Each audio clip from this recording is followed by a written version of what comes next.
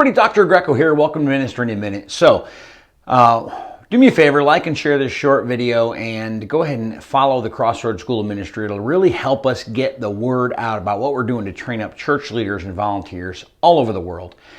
This week, I have what I think is a very interesting topic. It comes from one chart in one book that I recently reread.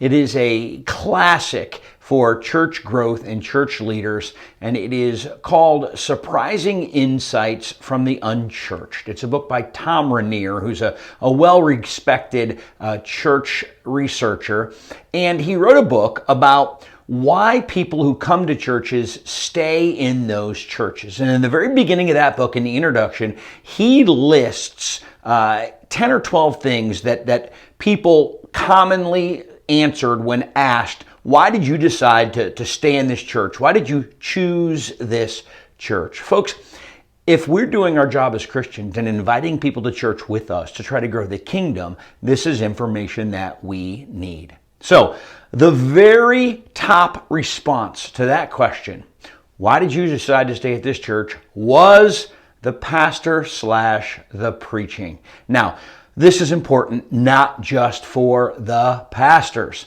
Okay, obviously, if you are someone who fills in the pulpit, or teaches a class, or who is speaking in your church every week as the pastor, but even once in a while as a leader, know that what you do is very, very important. But even as the members of churches who are inviting our neighbors, it's important that we remember this. Here's why.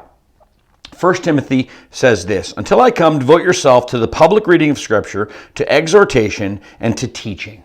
Okay? So the idea that people want good sermons is something that we need to know, because as we promote our church, we can use social media. We can point our friends to the website and say, here's what my pastor does. If they connect with that, that is one of the largest hurdles to getting them into church, is having them appreciate the pastor and the preaching. So if you're someone who speaks, do it expositorily, stick to the word, and do it as well as you can. But if you're someone who doesn't, point out the solid biblical preaching that goes on in your congregation, and that will help people settle on your church as their church. We'll see you tomorrow for another Ministry in a Minute.